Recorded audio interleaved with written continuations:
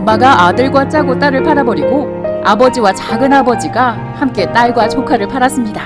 팔았다가 도망쳐 나오면 다른 데 또 팔아버리고 불경기라서 배고프니 딸을 팔고 아직 나이가 어리면 호적을 위조해서라도 팔았습니다.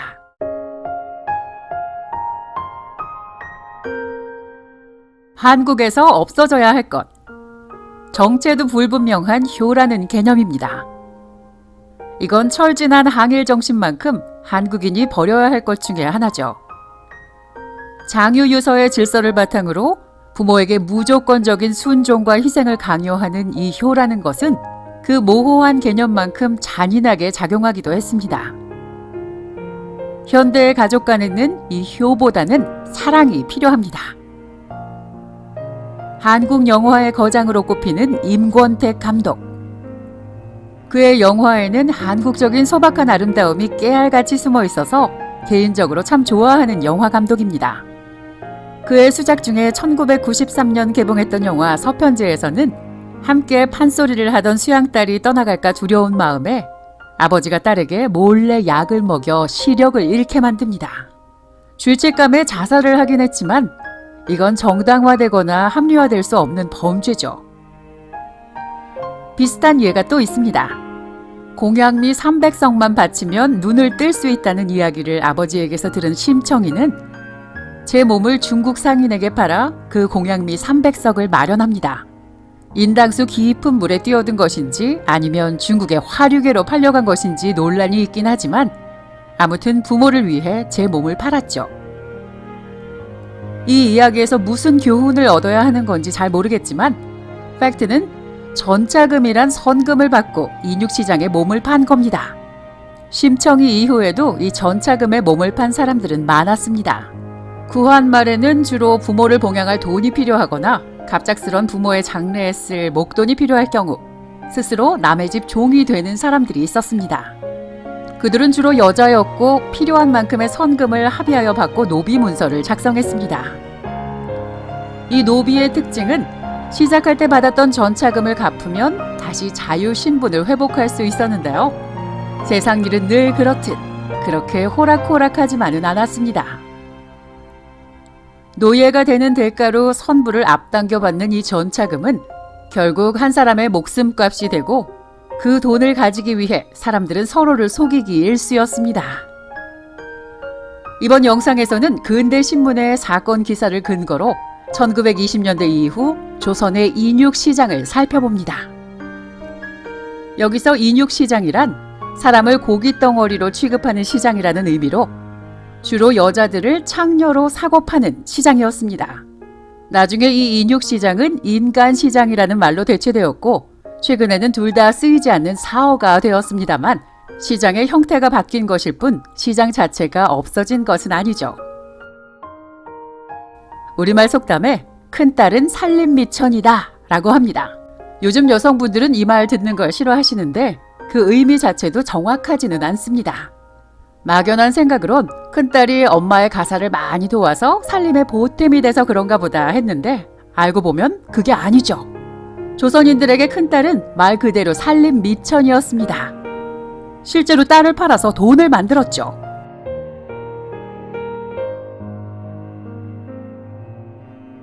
엄마가 아들과 짜고 딸을 팔아버리고 아버지와 작은아버지가 함께 딸과 조카를 팔았습니다.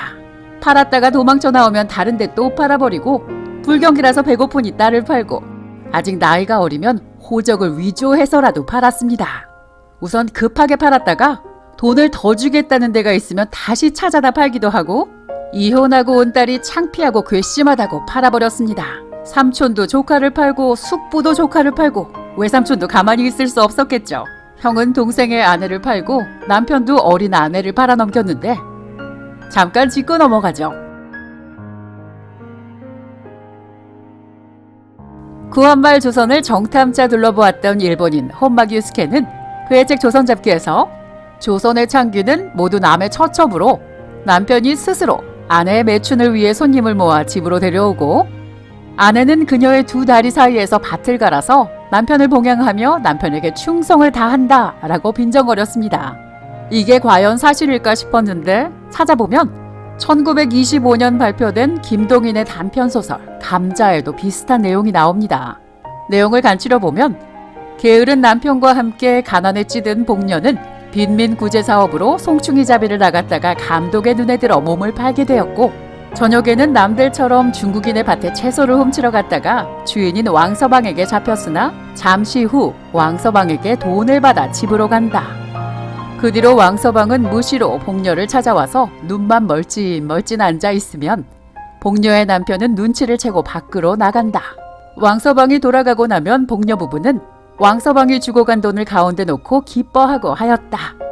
다시 아내를 인육시장에 팔아넘기는 기사를 보면 이혼한 뒤 친정에 갔으나 냉대를 받아 남의 집 종살이를 하던 전처를 찾아내 팔아버렸는데 길에서 우연히 마주치자 무차별 구타를 한 남편도 있었고, 위장으로 결혼한 직후에 아내를 만주로 팔아버린 경우도 있었습니다. 또 아내를 한번 팔아 루트를 알게 되자 고향 처녀를 취직시켜준다고 속여 만주에 팔려고도 했습니다. 어떤 의사는 아편에 중독돼서 아편값에 쓰려고 아내를 팔았고, 아내의 호적을 친구의 딸로 위조해서 팔려다 걸린 노름꾼도 있었네요. 기생집에서 전 재산을 탕진한 어떤 남자는 아내에게 화풀이로 구박만 실컷 하다가 아내가 도망가서 식모살이를 하며 지내는 걸 용케 찾아냅니다. 그리고 아내를 작부로 팔아버리는데 다시 찾아와서 돈을 더 받을 수 있는 창기로 한 번 더 팔아버립니다. 그런가 하면 총각이라고 속이고 2년을 동거하다 헤어지기 전에 인육시장에 팔아버리는 센스도 있었고, 일하러 내려갔던 시골에서는 눈에 띄는 처녀를 서울로 데려와 가지고 놀다가 실증 나면 팔아버리면 됐습니다. 아내는 중국 천진에 팔고 아내를 찾아온 처제는 일본 북해도로 팔고, 아내의 친구와 잠깐 동거하고 나서 울산에 팔아버린 악마도 있었습니다. 그리고 이건 아마 오늘의 베스트일 것 같은데요. 사랑하는 여자와의 결혼 자금을 마련하기 위해서 순진한 여자를 꼬여내서 인육시장에 팔고 그 전차금으로 새 살림을 차린 조선인이 있었네요. 남편이 아내를 이렇게 자유자재로 팔아버리는 사회에서 친구라고 가만히 있을 수는 없었겠죠?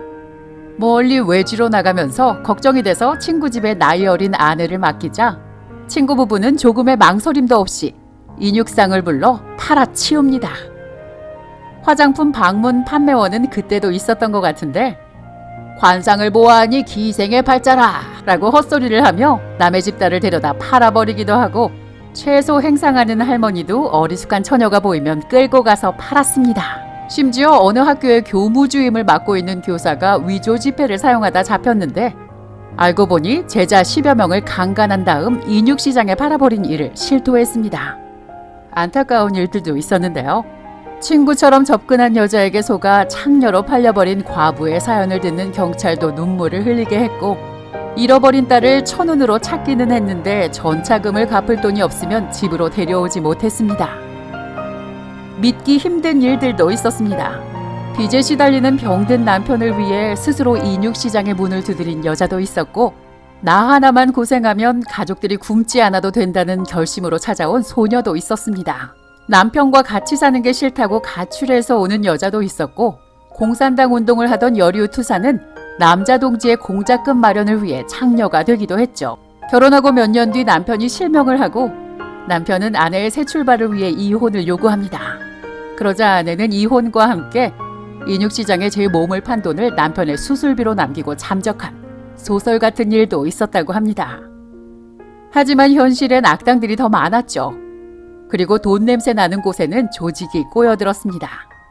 악질적인 인육상 조직들은 전국적으로 활동하며 소녀, 처녀, 과부, 부인을 가리지 않고 팔아넘겼습니다. 1932년 만주국이 세워진 후로 여자들은 많은 수가 만주로 팔려보내졌습니다. 중국의 다른 지역이나 대만으로도 계속 팔려갔는데 속아서 간 경우도 많았지만, 세상 물정 모르고 새로운 기회의 땅이라는 꼬드김에 넘어가 제 발로 찾아온 여자들도 적지 않았습니다. 조선 총독부나 경찰에게도 이 인육시장은 골칫거리였는데, 사기와 유인, 납치 등 불법적인 행위를 기반으로 이루어지는 이 인신매매가 사회 전체의 치안을 불안하게 만들었기 때문입니다. 그러나 법적으로 유효한 전차금이 계약되어 있고, 기생 영업 허가를 받은 경우엔 합법적인 행위가 되어 처벌이 불가능했습니다. 무지하고 어리숙해서 사기를 당하는 안타까운 경우들이 있었지만 법은 법대로 냉정하게 적용할 수밖에 없었습니다. 그러나 당시에도 정의감에 불타는 경찰도 있었을 것이고 직업적인 사명감을 가진 경찰도 있어서 사기 행위가 이루어지는 현장을 포착하거나 상습적인 대량의 인신매매가 계속될 경우에는 끈질기게 잠복 수사를 하면서 조직을 일망타진하고 여자들을 구출해서 집으로 돌려보냈습니다. 1930년대 후반 전쟁이 길어지면서 인육상 조직들도 더욱 기승을 부리게 됩니다. 여자들을 더 많이 사서 외국으로 더 많이 보내게 되는데 그럴수록 당연히 불법 행위가 노출되는 일이 많아져서 경찰의 조직 전체가 검거를 당해 와해되기도 했는데 경찰은 이들과 관련된 직업 속에서까지 함께 폐쇄해버렸습니다. 이런 인육시장은 이제 일본군의 전선이 태평양 일대로 확대되면서 더욱 커지게 됩니다. 만주에서 중국, 대만을 넘어 남태평양으로 확대됩니다. 이 와중에는 조선인인 임정자라는 여자가 일본에서 일본인 여자 4명을 경성으로 데려와 하룻밤을 재우고 그 이튿날 만주행 북행 열차를 타고 가서 팔아버리려다 검거되어 미수에 그치는 사건도 있었습니다. 인육상이나 피해자들이나 모두 국적을 불문하는 요지경의 세상이었던 거죠. 이때 인육상 조직의 스케일도 부쩍 커지게 되는데 군 위안소로도 보내지기 시작했을 것으로 생각됩니다. 정대협 증언집 1권에 있는 문옥주 피해자의 증언 중에도 문옥주 피해자가 군 위안소로 끌려간 뒤에 여기가 뭐 하는 데냐 라고 묻자 어떤 여자가 너희들은 돈 받고 안 왔냐 라고 되묻습니다. 그저 붙들려 왔다고 대답하자 그제서야 큰일이 났다고 대답합니다. 문옥주 피해자보다 먼저 와 있던 여자들은 돈을 벌기 위해 스스로 온 여자들이라는 사실을 알 수 있죠. 그런데 세상 살기가 호락호락하지 않은 것은 인육상들에게도 마찬가지였습니다. 반반한 미모를 무기로 전차금만 받아먹고 도주하는 여성들도 적지 않았습니다. 전차금을 상습적으로 떼먹으며 호화 생활을 하는 미모의 여자도 있었고 3년 동안이나 전국을 돌아다니며 전차금만 받고 잠수를 타는 경우도 있었습니다. 부부가 같이 공모해서 사기를 치기도 했고 14살짜리 딸과 그 아빠가 함께 전차금 사기를 치고 도망가기도 했습니다. 물론 이들도 사기와 횡령 등으로 경찰에 잡혔습니다. 뛰는 놈 위에 나는 놈이 있긴 했지만 모두 경찰에 잡히긴 마찬가지였습니다. 일본이 패망에 돌아가고 해방이 된 조선에서도 인육시장은 전과 다름없이 돌아가고 있었습니다. 드라마 야인시대의 한 장면입니다. 1946년의 거리 풍경인데 현수막에 부녀자 매매 금지령 선포라고 쓰여 있습니다. 이 부녀자 매매 금지령은 남한을 점령한 미 군정에서 내린 명령 제70호 부녀자의 매매 또는 그 매매 계약의 금지를 말합니다. 인육시장이 금지가 된 것입니다. 타격을 입은 것은 포주들만이 아니었습니다. 갑자기 일자리를 잃은 창기들도 생계가 막연해졌죠. 명령이 선포된 지 한 달쯤 지난 후 정확한 의도가 알려지기 시작합니다. 개인의 의사에 반하여 사람을 사고 파는 것을 금지하며 그와 관련된 계약은 무조건 모두 무효로 한다. 그러나 개인의 자유의사에 따라 창기가 되고 성매매 행위를 하는 것은 상관하지 않는다라는 것이었죠. 유곽의 주인들과 창기들은 안도의 한숨을 내쉬었습니다. 역시 많은 사람의 생계가 달린 일이었기 때문이죠. 인류 역사상 가장 오래된 직업은 그렇게 모습을 달리하며 계속 이어져 갔습니다. 이 영상의 자료로 사용된 신문기사는 동아일보와 조선총독부 기관지인 매일신보를 근거로 하였습니다. 일제강점기 내내 신문은 한자가 병기된 한글로 발행이 되었습니다. 1945년 8월 13일자 매일신보입니다. 바로 해방 직전입니다. 조선글과 한문의 혼용으로 쓰여져 있어서 조선어 말살 정책을 시행하고 있었다는 환상을 무색하게 합니다. 한자가 많아서 요즘 종이신문하고 많이 다르다고요? 그럼 1974년도 대한민국 신문을 한번 볼까요? 일제로부터 해방이 된 지 무려 29년째인데 일제시대 매일신보와 별로 차이가 없습니다. 거의 똑같죠? 이건 1983년 경향신문입니다. 이것도 한자 투성이에 한글과 섞여 있는 모양이 매일신보와 비슷한데 그럼 이건 대한총독부 기관지인가요? 영화 말모이 같은 것을 보면 일제시대에는 조선어 사용도 못하게 하고 조선어 사전을 만드는 일은 무슨 비밀 작전처럼 몰래 했을 것 같이 찍어놨지만 사실은 이렇게 사전이 편찬된 소식이 매일신보를 통해 보도가 되었고 증보판이 나오면 또 보도가 되었습니다. 물론 일제 말기에 이르러서는 국어, 즉 일본어를 상용화하자는 움직임도 있긴 했지만 조선어 사용을 금지하거나 하진 않았습니다. 그런 건 애초에 불가능한 일이란 걸 일제는 알고 있었으니까요. 그런데 조선어를 사용하면 벌금을 내는 경우도 있긴 했습니다. 1942년 어느 기사를 보면 평양에 시장 노동자 17명이 모여서 자신들은 교육 정도가 낮아서 비상한 노력을 기울여야 국어를 사용할 수 있을 거라 생각했다며 서로 일본어만 사용하도록 하고 조선어를 사용하면 벌금을 내기로 했습니다. 그리고 이 노동자들은 그 벌금으로 모은 돈이라며 평양 육군 병사부에 국방 헌금을 내놓기도 했습니다. 자발적으로 알아서 조선어에 벌금을 매겼던 이 불쌍한 식민지 노예들. 해방 후에는 어떤 기억을 가지고 살아갔을까요? 과거 역사에 대한 실체가 불분명한 피해의식들. 그 편향된 악몽에서 깨어나 미래의 희망을 바라보는 사람들이 점점 많아지는 세상이 오기를 기원합니다. 100년 역사였습니다.